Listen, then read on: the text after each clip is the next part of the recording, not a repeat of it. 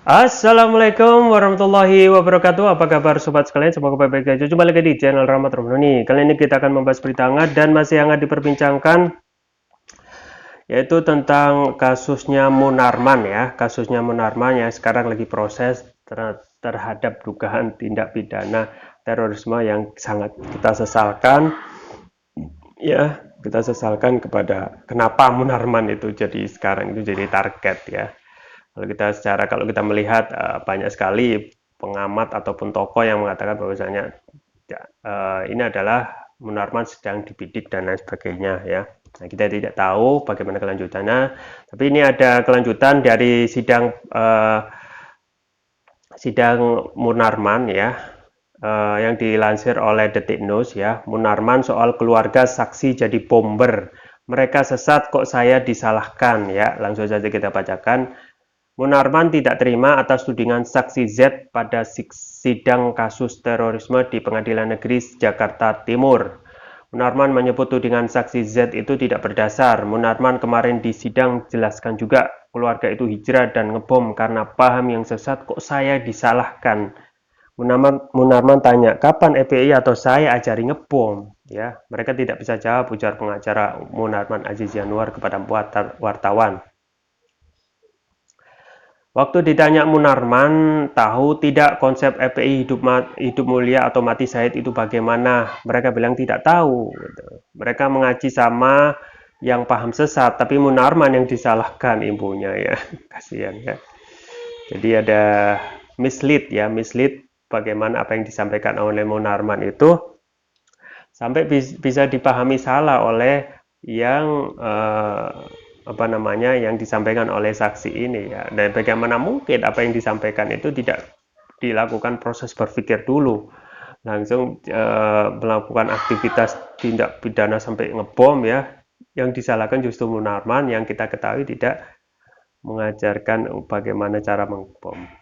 Menurut Aziz, pada sidang Munarman tegas mengatakan pemahaman saksi Z adalah sesat. Ya, Aziz menegaskan kliennya tidak pernah menyebarkan paham teror.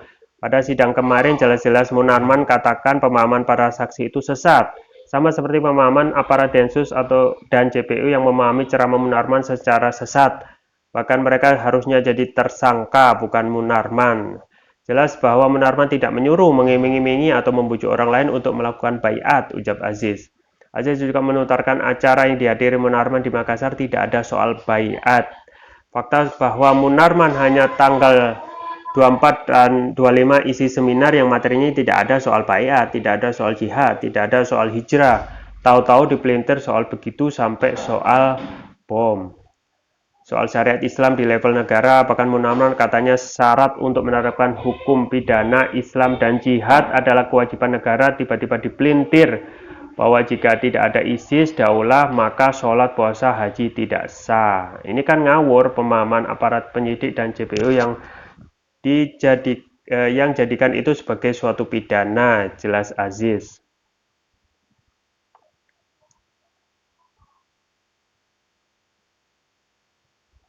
Sebelumnya saksi Z menuding keluarganya meninggal akibat pemahaman yang diberikan Munarman. Tak tinggal dia, Munarman pun menyanggah pernyataan itu. Dia menyebut itu bukan salahnya, melainkan salah pemahaman saksi. Gentlelah, saudara saya sudah meninggal akibat pemahaman saudara, kata saksi di PNJ. Ya terserah, karena pemahaman saudara yang salah, bukan salah saya.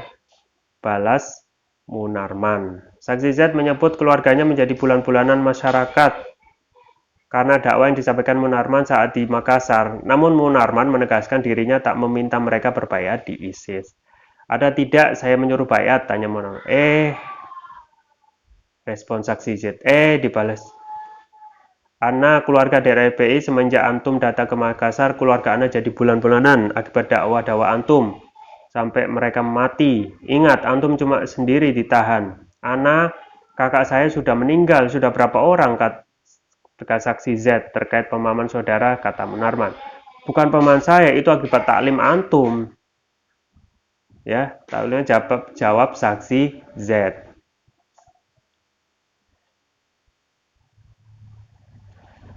Munarman cecar saksi.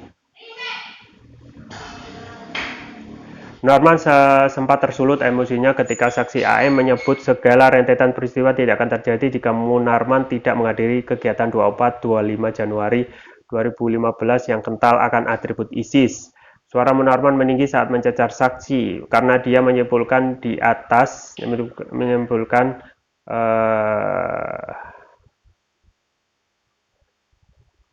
jadi Ustadz sampaikan ya, perlu sampaikan begini, saya yang bodoh, Anda yang pintar, ya kan? Kalau mau dibilang, ya kan, ini asbab daripada antum, ya kan, jawab saksi. Saksi AM dengan suara meninggi menyebut, segala bantahan Munarman tentang ISIS tidak relevan. Hal itu karena kata saksi AM Munarman tetap mengikuti acara 24-25 Januari, padahal simbol-simbol ISIS sudah terpampang jelas di sana. Respon Munarman. Andai kata antum memang pada waktu itu menyampaikan kepada kami bahwa ini tidak benar, ya kan ini tidak akan terjadi. Ya kan Anda mengatakan tidak mengatakan ISIS, tapi tahu simbol semua yang ada di sana, ya kan? Timpal saksi.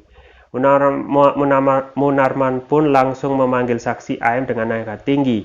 Hakim pun langsung menengahi keduanya. Saudara, kata Munarman dengan suara meninggi. Jaksa kemudian meminta Munarman mengganti pertanyaan, namun Munarman menolak.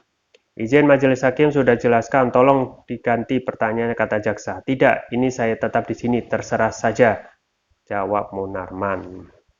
Ya, itu ya, saudara, sobat sekalian.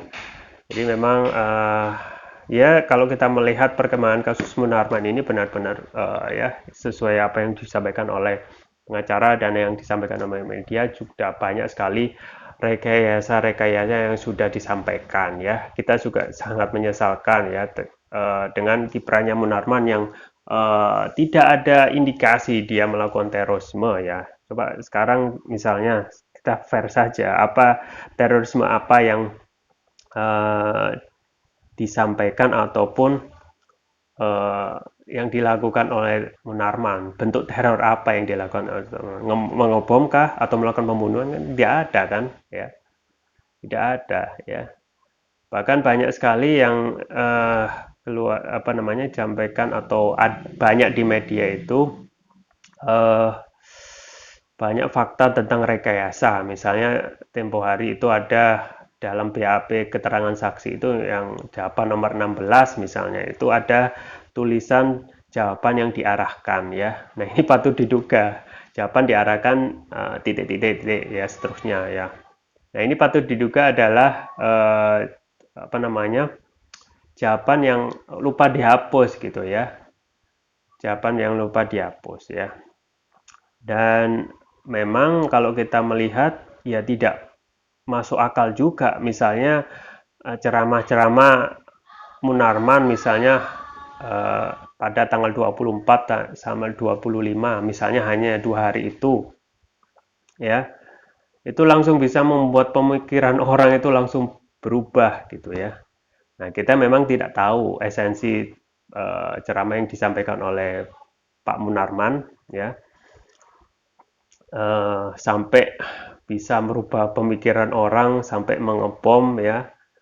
Sedangkan apa yang disampaikan itu Pak Munarman sudah dijawab sendiri oleh saksi. Misalnya apakah dalam ceramah itu menyuruh mengebom, kan tidak ya, menyuruh membunuh orang ya tidak gitu ya.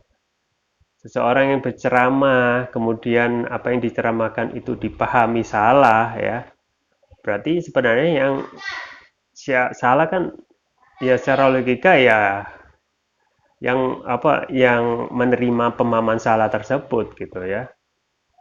Karena apa yang disampaikan oleh apa namanya dalam isi ceramah kan biasanya standar ya, tentang bagaimana misalnya tadi disampaikan hidup mulia atau mati syahid ya. Kemudian juga sesuatu hal yang semuanya sudah ada dalam Islam, misalnya dalam Al-Qur'an, dalam Al-Sunnah ya. Nah, sampai dipahami salah, sampai salah paham itu kan hal yang aneh gitu ya. Dan memang harus dibedakan antara ya, kalau sekarang kan Munarman masuk dalam sangkaan perencanaan tindak pidana terorisme ya, harus dibedakan antara perencanaan tindak pidana terorisme dengan kesaksian saksi yang tentang salah paham atas isi ceramah dari Pak Munarman gitu ya. Jadi kita saat ini ya dalam hal menyampaikan kritik itu bukan berarti kita itu mendukung Pak Munarman atau mendukung tindak pidana terorisme ya, tetapi kita ingin mengungkap ya kebenaran berdasarkan data fakta yang sudah ada ya. Dan kita juga menyayangkan peradilan itu tidak disiarkan secara terbuka tetapi tertutup. Jadi kita tidak bisa menilai ya, tidak bisa menilai terhadap apa yang disampaikan ataupun apakah jalannya peradilan itu berjalan sesuai dengan real, adil, ya, genuine dan lain sebagainya ya. Dalam hal ini ya, memang ya sampai saat ini ya belum ada kaitan yang jelas antara Munarman dengan tindak pidana terorisme yang disangkakan ya. Justru yang banyak terjadi adalah banyaknya rekayasa yang kita ketahui ini adalah rentetan ya, rentetan dari bagaimana rezim ini ya yang bisa kita cermati. Rezim ini itu mengkriminalisasikan organisasi sekaligus orang-orang yang ada di dalamnya ya. Ya, kita lihat kriminalisasi tentang Habib Rizik Syihab ya, salah satunya ulama yang dikriminalisasi karena kasus kerumunan ya Habib Rizik gitu ya. Sedangkan kalau kita melihat banyak sekali pejabat yang mereka membuat kebijakan mereka langgar sendiri tentang kerumunan ya, itu langsung dikriminalisasi. Termasuk juga pimpinan-pimpinan dari FPI semuanya ditangkapi, ditahani dengan kasus yang dalam tanda kutip tidak masuk akal ya tentang kerumunan dan lain sebagainya. Dan sekarang menimpa Munarman ya.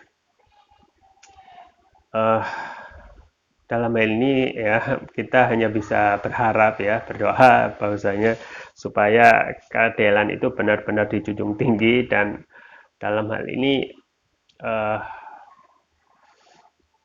hakim ya satu-satunya yang bisa memutuskan ya tentu saja meskipun kita pesimistis ya kita hanya bisa berharap ya hakim itu bisa menegakkan kebenaran dan mengungkap kebenaran tanpa ada rekayasa ya, rekayasa yang sudah terlihat jelas di depan mata. Ya, itu yang bisa saya sampaikan. Semoga bermanfaat. Saya Rahman Ramli. Jangan lupa like, share, dan subscribe. Sampai jumpa lagi. Wassalamualaikum warahmatullahi wabarakatuh.